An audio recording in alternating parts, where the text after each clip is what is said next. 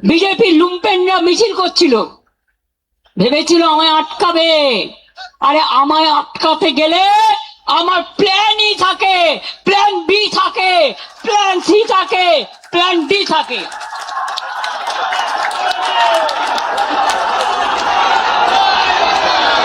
কোনো ছেলে মেয়েদের থাকার জায়গা দিতে পারিনি, আমি ক্ষমা চাইছি। কাউকে ট্রেনের টিকিট দিতে পারিনি, কাউকে একটা বাস করে দিতে পারিনি, একটা গাড়ি করে দিতে পারিনি। যারা পেরেছেন এসেছেন নিজেদের তাগিদে সোনার ফসল ঘরে তুলতে। আপনারাই সোনার খনি, আপনারাই নয়নের মণি, আপনারাই শহীদ পরিবারকে দেখবেন, রক্ষা করবেন।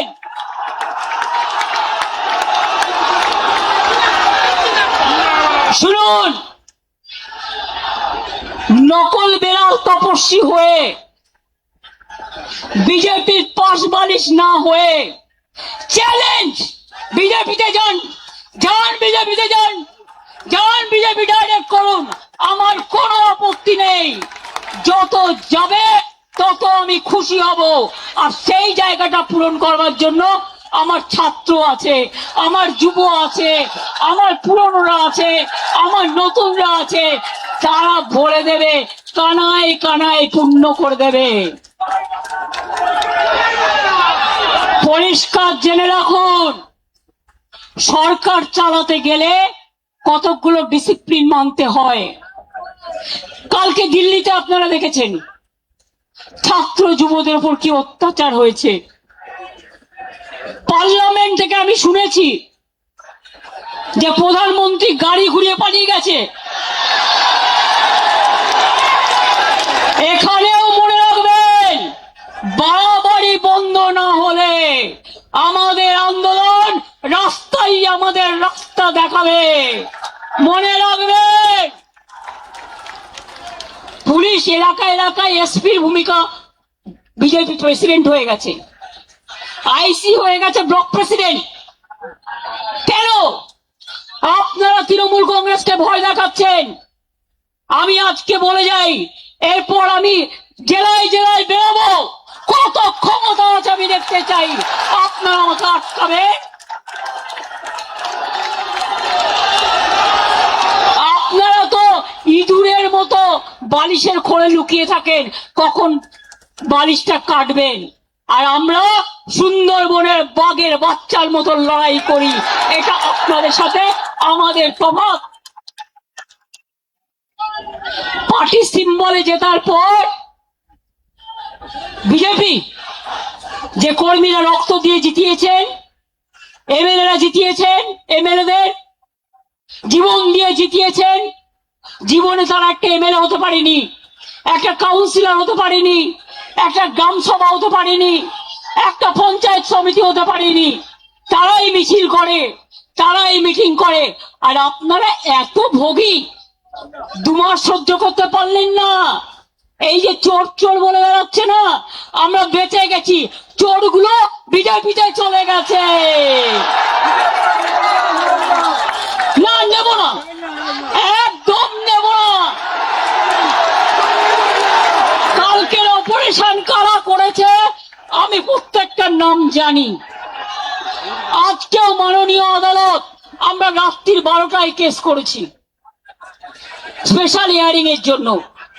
আজকে শুনলাম আমাকে লয়ার পাঠালো, মাননীয় বিচারপতি অর্ডার দিয়েছেন যতক্ষণ ডেকোরেটররা তাদের জিনিস খুলে নিয়ে না যাবেন রাত 10টা পর্যন্ত, রাত 9টা থেকে 9টা পর্যন্ত সব কিছু পুলিশকে তাদের হেল্প করতে হবে। এবং আপনাদের আমি বলি, আমি কৃতজ্ঞতা জানাই, আমি যদি না বলি ভুল করব। সাউন্ডের কর্মীরা একটার পর একটা তার কেটেছে, ওরা দৌড়ে গেছে। ডেকোরেশনের কর্মীরা এত অত্যাচার করেছে, তারা তার কেটেছে, সব ভেঙে দিয়েছে। তা সত্ত্বেও মনে রাখবেন, আমাদের কর্মীরা সারা রাত জেগে লড়াই করেছেন। আমাদের লড়াই শুরু হয়েছে। আমার লড়াই, আমাদের লড়াই তখনই থাকবে যখন দেখব আপদগুলো বিদায় নিয়েছে। এটা মাথায় রাখবেন, এটা মাথায় রাখবেন। এবং আমি স্যালুট করি আমাদের ওয়ার্কারদের মানসিকতাকে। ভোর 4টার সময় মালদা থেকে কয়েকজন এসছেন, আমাকে এসে দেখালো তাদের মেয়ে কান ফাটিয়ে দিয়েছে, মাথা ফাটিয়ে দিয়েছে। যারা সাউন্ড লাগাচ্ছিলেন তাদের হাত চিড়ে দিয়েছে, তাদের ছুরি নিয়ে এসছিল, এমনকি আমি খুব সরি চেম্বার নিয়ে এসছিল। বাইক মিছিলের ভিডিও ক্যাসেট আমাদের কাছে আছে। এবং তারপর ভোর 4টার সময় আবার এসছিল দখল করতে। তখন আমাদের ছেলে মেয়েরা ছুটে গেছে এবং দুটো বাইক, যতগুলো বাইক ছিল বেশিরভাগ বাইক তারা পেছনে নাম্বার প্লেট কাগজ দিয়ে ঢেকে দিয়েছে। এটা ক্রিমিনাল অফেন্স। এবং আমাদের মেয়েরা লড়াই করে দুটো বাইক আটক করে। আমরা পুলিশের হাতে হ্যান্ডওভার করে দিয়ে বলি, দেখুন বাইকটা কার, নাম্বারটা কার, ক্রিমিনালটা কে। আমি জানি ক্রিমিনালটা কে, আমি জানি ক্রিমিনালটা কে। তাদের প্রত্যেকের নাম আমরা জানি। এখন কেউ এখানে উঠবেন না প্লিজ, আরেকটু বসুন, এখনই উঠবার দরকার নেই। আপনি উঠলে পেছনের মবটা চলে আসবে, স্ট্যাম্পেড হয়ে যাবে। প্লিজ, আমার গলা এমনিতেই চিড়ে গেছে, আর আমাকে আর গলা চেরাবেন না। আমি এবার বলি, বিজেপি দেখে নিয়েছেন, ভাবছে প্রণামী বক্সটা লুট করা ওদের কাজ। অযোধ্যা থেকে বদ্রীনাথ, বদ্রীনাথ থেকে রাম মন্দির, রাম নাই, মন্দিরও নাই, সব টাকা রাম নাম হয়ে গেছে। মঙ্গলেশ্বরী সর্বমঙ্গলা মন্দির বর্ধমানে প্রণামী বাক্স লুট, পানিহাটি প্রণামী বাক্স লুট, ব্যারাকপুর প্রণামী বাক্স লুট, আর বলছে ঝুট। এরা হিন্দুত্ব করবে না হিন্দু ধর্ম করবে? এরা হিন্দু ধর্ম মানে না। এদের 1 পয়েন্ট এজেন্ডা, মিথ্যে কথা বলে মানুষের ব্রেন গুলোকে খাও। স্কুলে স্কুলে গিয়ে গেরুয়া লাগিয়ে দিচ্ছে। আমি একজনকে অ্যাডমায়ার করছি, তিনি আমাদের দলের না হলেও মনে রাখবেন তিনি একজন বিখ্যাত শিল্পী।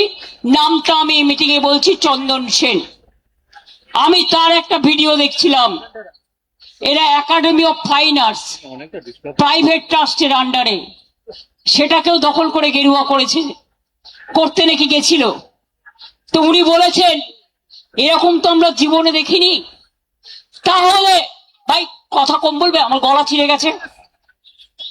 আমি আপনাদের বলি, তা সত্ত্বেও মনে রাখবেন তিনি বলেছেন এই একটা সময় সবাইকে রুখে দাঁড়াতে হবে, একজোট হয়ে লড়তে হবে। আমি এটাকে সমর্থন করি। আমি আগেই বলেছিলাম, বাবুলরা জানে, দোলারা জানে, রবীন্দ্র জয়ন্তীর দিন যে আসুন আমরা সারা ভারতবর্ষে ইন্ডিয়া জোট নিয়ে লড়াই করি, বাংলাতেও করি। আমার কারো প্রতি কোনো ইগো নেই, আমার কারো প্রতি কোনো গ্রিভ্যান্সেস নেই। আর তা নাহলে মনে রাখবেন, আজকে যারা বিজেপির কথায় দলীয় অফিস খুলতে পারছেন, মিছিল মিটিং করছেন, আমাদের শেষ করার পরে ওদের কিন্তু আপনাদের শেষ করে দেবে। আমি চাই না গণতন্ত্র শেষ হোক, গণতন্ত্র লুণ্ঠিত হোক। এখনো যদি বিবেকের জাগ্রত চেতনা থাকে তাহলে মনে রাখবেন সবাইকে এক হয়ে লড়া দরকার।